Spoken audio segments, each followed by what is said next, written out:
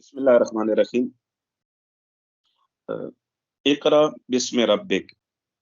आप नताइज हासिल कीजिए। इस्म रब्बिक, अपने रब के निज़ाम में। पर कैफ़ इसका जो मुख्तलिफ तफासिर ने जो एक जेहत से गुफ्तगू की है, वो इस तरीके से गुफ्तगू की है, हम उस गुफ्तगू से गुजर जाएंगे जी, वो हमारा मतलूब नहीं है। बाज़ ने ये फरमाया कि आप तिलावत कीजिए अपने रब के नाम की मदद के साथ। बाज़ ने कहा है कि आप तिलावत कीजिए कुरान मजीद की, और बाज़ ने कहा है कि आप अपने रब के नाम पढ़िए, अपने रब का नाम पढ़िए। ये 2 तफ़सीरें ज़िक्र हुई हैं, हमने इनसे गुज़र जाना है। यहाँ पर जो इस्म है, इस्म से मुराद निज़ाम है, सिस्टम है, और इक़रा का माना जो है वो नताइज हासिल करने हैं। जो नताइज हासिल करना, क़िराअत इस इक़रा बिस्मि रब्बिक की गुफ्तगू करने से पहले एक चीज़ का इकरार कर लें कि कुरान मजीद का तलफ़्फ़ुज़ करना सवाब रखता है, कुरान मजीद को देखना सवाब है, कुरान मजीद के अल्फ़ाज़ की समाअत करना सवाब है, कुरान मजीद को हाथ लगाएँ बावुज़ू होकर सवाब है, कुरान मजीद की तिलावत करें, खुद भी सवाब रखता है, और इस सवाब को दूसरे मरहूमीन की तरफ ईसाल भी किया जा सकता है। एक टारगेट है या एक हिस्सा जो है कुरान मजीद के सवाब का, उस सवाब का हमारा यहाँ पर मतलूब नहीं है, गुफ्तगू नहीं है। कुरान मजीद वाक़ईअन तलफ़्फ़ुज़ करने में, सुनने में, देखने में, हाथ लगाने में बावुज़ू होकर उसका सवाब है, उसका इनकार नहीं है। लेकिन इक़रा का माना ये रीडिंग नहीं है, इक़रा का माना तलफ़्फ़ुज़ नहीं है, इक़रा का माना इबारत को पढ़ना बगैर फ़हम के, ये ऐसी बस मैं सुबह उठूँ और शुरू करूँ, मसलन आधे घंटे में पहला पारा या 2 घंटों में सूरह बकरा ख़त्म कर दूँ, लेकिन मुझे एक लफ्ज़ का मतलब समझ ना आए, ये तलफ़्फ़ुज़ सवाब रखता है। ये कुरान मजीद की तिलावत जो या तलफ़्फ़ुज़ किया जाता है अल्फ़ाज़ से, ज़ुबान से जो अदायगी की जाती है, उसका सवाब है। लेकिन ये ज़ुबान से गुफ्तगू या ज़ुबान से पढ़ना बगैर माना के, बगैर उसके समझ के, इसका माना क़िराअत नहीं है। ये जो पढ़ते हैं उसे तलफ़्फ़ुज़ कहा जाता है। ब्योनन मिसाल, रेडियो पे, टीवी पे, कहीं पे मोबाइल में ऑडियो कुरान मजीद फ़क़त अरबी के साथ लगा हो, और वो एक लगातार कुरान मजीद पढ़ा जा रहा हो, जिसमें कोई तर्जमा ना हो, कुछ भी ना हो, एक लगातार गुफ्तगू हो रही है, और मुझे सिर्फ़ और सिर्फ़ उसके अरबी के अल्फ़ाज़ सुनाई दे रहे हों। इसको ये सिर्फ़ कहें तलफ़्फ़ुज़। ज़ुबान जैसे तलफ़्फ़ुज़ के एक बाद का मरहला गुफ्तगू होता है। गुफ्तगू में मतलब को समझा जा रहा होता है, गुफ्तगू नहीं। ऐसे बात करना, या मसलन मुझे फ़र्ज़ कर लें कि इंग्लिश ना आती हो, लेकिन मैंने वो याद किया हुआ ट्विंकल ट्विंकल लिटिल स्टार, मुझे पता ना हो कि मैं क्या कह रहा हूँ, लेकिन क्योंकि वो एक रिदम है, मैं उसको रट लूँ और उसको तकरार करना शुरू कर दूँ। या मसलन एक चाइना का एक ज़ुबान है, कुछ अल्फ़ाज़ हैं, मसलन नी ख़ा ये, या मसलन शे शे, या मसलन ऐसे अल्फ़ाज़ हैं, कुछ अल्फ़ाज़ मैं तलफ़्फ़ुज़ करूँ, लेकिन क्या कहा जा रहा है, मुझे कुछ पता ना हो, इसको क़िराअत नहीं कहते। सही, सही। क़िराअत जो किसे कहते हैं, कुरान लफ्ज़ खुद लफ्ज़ कुरान, कुरान मजीद के अंदर जो लफ्ज़ कुरान आया है, लफ्ज़ कुरान को कुरान क्यों कहते हैं? आया तलफ़्फ़ुज़ करने की वजह से कुरान को कुरान कहा जाता है। ये जो लफ्ज़ क़िराअत है, इसी लफ्ज़ क़िराअत से, इक़रा से ही लफ्ज़ कुरान है, कुरान करीम, कुरान मजीद, इसी लफ्ज़ इक़रा से ही कुरान है। कुरान को जो कुरान क्यों कहा जाता है? आया उसके ज़्यादा दुनिया में तलफ़्फ़ुज़ करने की वजह से उसको कुरान कहा जाता है। कुरान को क्यों कुरान कहा जाता है? कुरान मजीद का जो कांसेप्ट है, कुरान मजीद ने खुद जो पेश किया है, वो ये है कि لو ان قرآنا سیرت بہ الجبال او قطعت بہ الارض او کلم بہ الموت بل اللہ الامر جمیعا. قرآن مجید یہ ہے کہ جس کے ذریعے پہاڑ چل پڑے. قرآن مجید قرآن یہ ہے کہ جس کے ذریعے زمین کو طے کیا جائے، اس کو قطع کیا جائے. قرآن یہ ہے کہ جس سے مردے سے گفتگو کی جائے. کلم بہ الموت، یہاں پر یعنی مردوں سے تلفظ نہ کیا جائے، مردوں سے قرآن کے ذریعے کلام کیا جائے، گفتگو کی جائے. تو یہ اگر قرآن کا معنی گفتگو تھا تو کلمہ نہ آتا، کلمہ بہ الموت. تو سمجھ آ رہا ہے کہ کلمہ بہ الموت مردوں سے گفتگو کرنا اس قرآن کے ذریعے، تو گفتگو کے ذریعے گفتگو کرنا مقصود نہیں ہے، بلکہ کچھ اور چیز ہے کہ جس کے ذریعے ہم نے مردوں سے گفتگو کرنی ہے. قرآن اس چیز کو کہتے ہیں. یا مثلا قرآن کو قرآن کیوں کہتے ہیں؟ کہ قرآن کے اندر شفا اور رحمت ہے. جس چیز کے اندر شفا اور رحمت ہو وہ چیز قرآن ہے. ایک دفعہ ہے کہ میں سر میں درد ہو، پیٹ میں درد ہو، سورہ الحمد شریف تلفظ کروں اور کسی کو ہماری زبان میں دم کر دیں جی، اس پانی پہ ذرا دوسرے معنی میں ایک پھونک مار دیں جی، یا وہ ایک دنیا ہے. ایک آیا یہ بات بتائی جا رہی ہے کہ پھونکے ماریں یہ قرآن مجید کے تلفظ کے ساتھ، اس کی بھی انکار نہیں ہے، وہ بھی اپنی ایک جگہ پر حقیقت رکھتا ہے اور اس کے بھی اپنے اثرات ہیں. بار بار گزارش یہ کر رہی ہیں کہ قرآن مجید کے تلفظ کا ثواب ہے، قرآن مجید کے تلفظ کا اثر ہے، وہ ایک حقیقت ہے، لیکن وہ مطلوب نہیں ہے، وہ ہدف نہیں ہے، وہ ٹارگٹ نہیں ہے، لیکن اس کی ہم اہمیت کا انکار بھی نہیں کر سکتے. یا جی ما انزلنا علیک القرآن لتشقی، کہ اے رسول ہم نے آپ پہ اس لیے قرآن نازل نہیں کیا کہ آپ مشقت میں پڑ جائیں.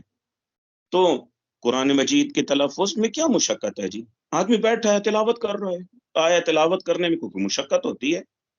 یعنی آدمی فرض کریں وہ تراویحوں میں ہمارے اہل سنت برادران وہ پورا قرآن مجید کھڑے ہو کر پڑھ دیتے ہیں. آدمی ہے ایک دن میں بیٹھتا ہے کہ وہ ڈیلی 6 دنوں میں قرآن مجید کی تلاوت کر دیتا ہے. کیا اس میں مشقت ہے جی؟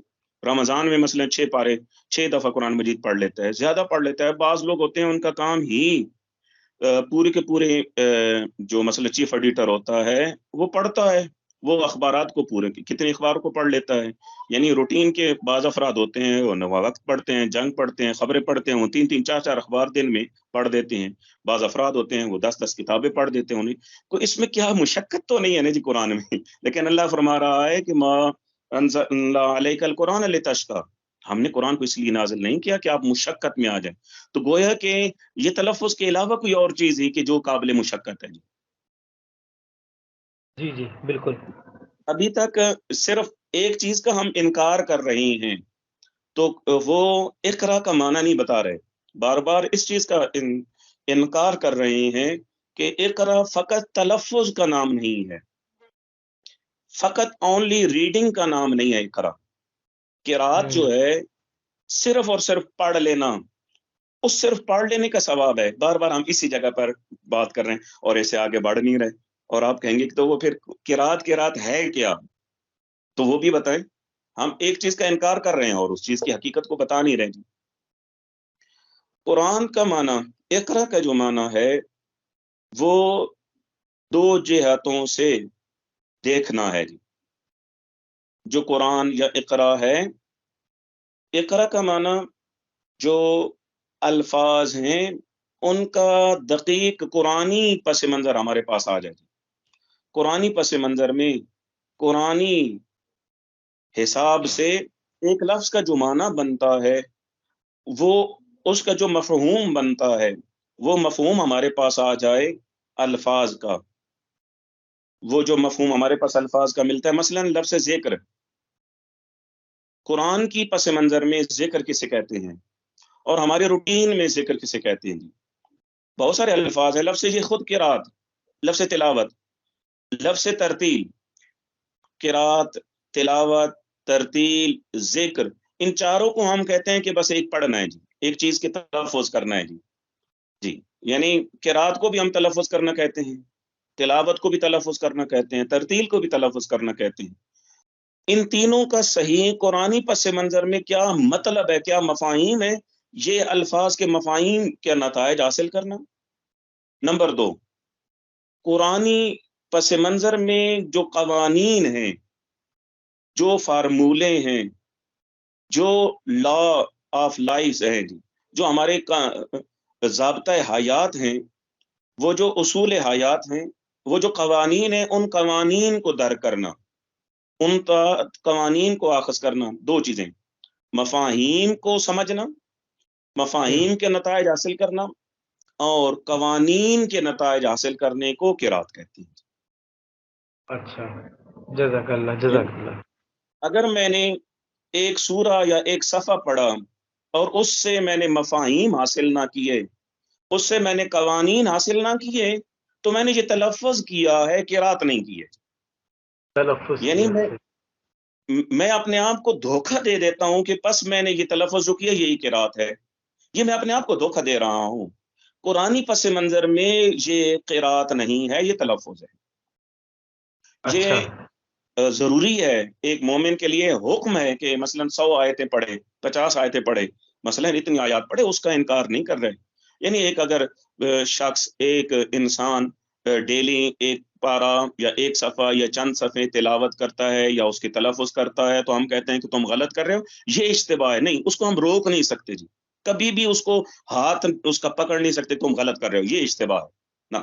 اس کو پڑھنے دیں، اس کے تلفظ کا اثر ہے، اس کے تلفظ کے سننے کا اثر ہے، اس کے نتائج ہیں، اس کے یعنی اس کے اثرات ہیں۔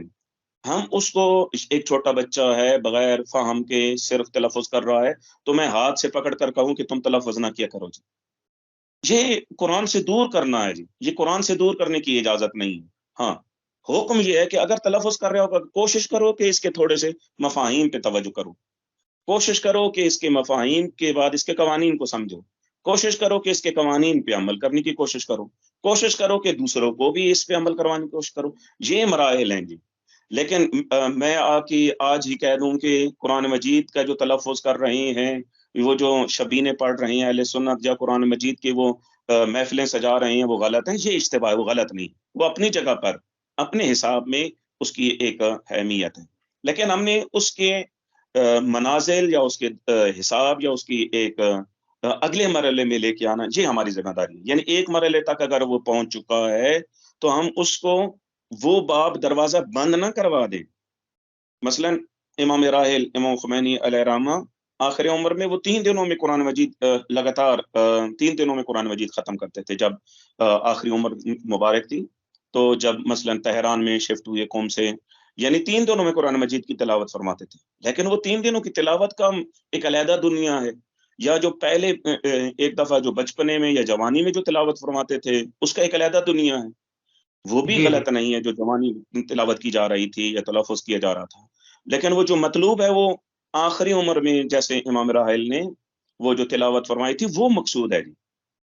یا نبی اکرم جی صلی اللہ علیہ وسلم جو ڈیلی تلاوت فرماتے تھے، اہل بیت علیہ الصلوۃ والسلام جیسی ڈیلی تلاوت فرماتے تھے، تو اس تلاوت کی طرف ہم نے سفر کرنا ہے۔ لیکن یہ جو ڈیلی تلاوت ہو رہی ہے، اس کو منع نہیں کرنا، اس کو آگے صحیح، بڑھانے مقصود۔ تو قرات کا معنی یہ ہے جی کہ مفاہیم کو حاصل کرنا اور قوانین کو درک کرنا اور ان سے نتائج حاصل کرنا۔ اگر میں مفاہیم اور قوانین کو درک کر رہا ہوں تو قرات ہے۔ تو سوال یہ ہے، تو میں نے کس دنیا میں مفاہیم کو حاصل کرنا ہے، یا کس دنیا کے قوانین کو حاصل کرنا ہے؟ یہ جو کائنات چل رہی ہے، وہ کائنات لفظ رب کے ساتھ، اللہ رب العزت کا جو ایک نام رب ہے، یہ نظام ربوبیت، یہ پوری کائنات جو چل رہی ہے نظام ربوبیت کے ساتھ یہ چل رہی ہے۔ اللہ رب العزت کی جو صفت رب ہے، اس رب کے ساتھ جس میں تدبیر بھی ہے، جس میں تدبر بھی ہے، جس میں مدیریت بھی ہے جی، یہ جو لفظ رب ہے، اس رب کے نظام میں غور کرنا ہے، مفاہیم کے لحاظ سے اور قوانین کے لحاظ سے۔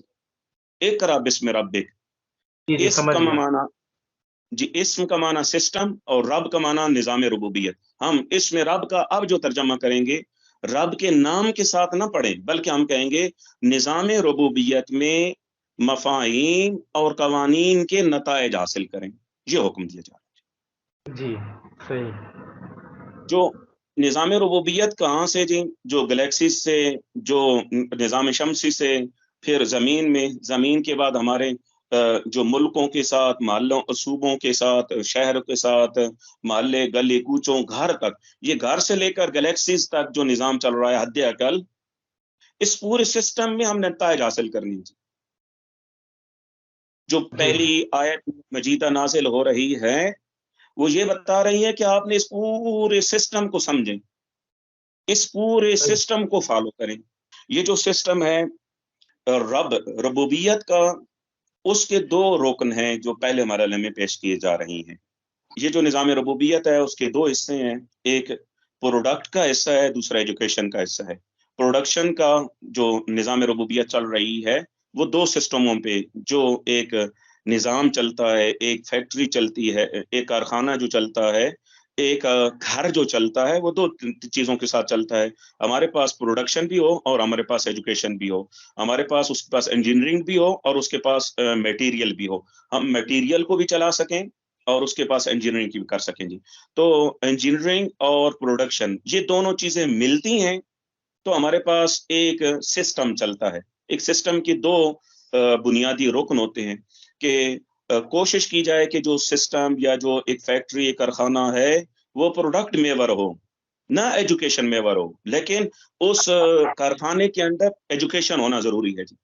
यानी कारखाना, जो एक फैक्ट्री है, एजुकेशन के बगैर ना चले, ऐसे ही हवाई सिलसिले में ना चले, बल्कि उसके अंदर पूरा एक नज़्म होना चाहिए, एक पूरी थ्योरी होनी चाहिए, एक पूरा की पूरी सोच होनी चाहिए, एक फ़िक्र होनी चाहिए, एक ताक़ुल और अक़्ल और शऊर होने चाहिए। उस शऊर के साथ, उस थ्योरी के साथ एक कारखाना चलाना है, और उस शऊर, सिर्फ़ और सिर्फ़ शऊर नहीं, बल्कि उसके शऊर के नतीजे में प्रोडक्ट भी आए। तो ये जो तरबियत है, वो 2 चीज़ें हैं, एक ख़ालक़ा है, और फिर जो बयान किया जा रहा है अल्लमा है जी। अल्लमा, अल्लमा तालीम, और खाला का वो प्रोडक्शन, खिलकत की बात हो रही है जी। खिलकत, वो हम जो ही खिलकत की बात आती है तो ज़हन जो जनाब आदम अलैहिस्सलाम की तरफ, उनकी खिलकत की तरफ चल जाता है, वो भी है। हम उससे आगे बढ़ना है, सिर्फ़ उसी हद तक हमने ज़हन को नहीं लेके जाना। फिर यहाँ पर जो प्रोडक्शन की जो बात हो रही है, वो 2 प्रोडक्ट बयान की जा रही है। खाला का 2 दफ़ा कहा गया, और अल्लमा, अल्लमा एजुकेशन 2 दफ़ा किया गया, ज़िक्र किया गया जी। अल्लमा और अल्लमा तालीम, और तालीम, इस 2 तालीम का क्या मकसद है? फिर इस तालीम का, या इस प्रोडक्शन और तालीम से मिलकर जो निज़ाम रबूबियत बनता है, तो उसका निज़ाम क्या है? वो निज़ाम जो आ रहा है, वो अकरम का और करामत का जो निज़ाम है, हमने वो पढ़ना है। एक 5 आयात का जो खुलासा पेश किया।